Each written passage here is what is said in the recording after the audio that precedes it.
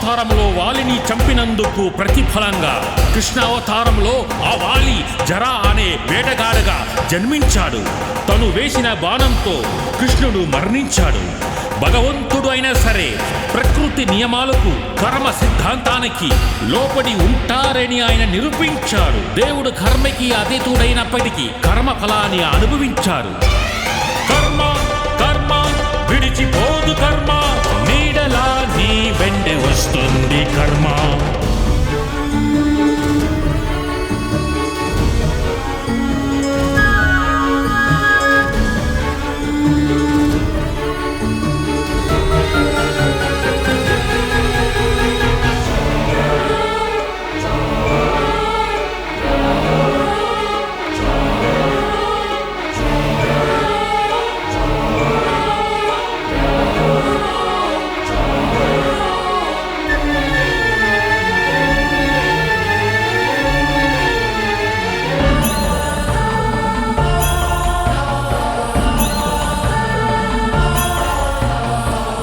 విత్తనాలకి తులసి మొక్క రాదు, చేసిన పాపం కడిగినా పోదు.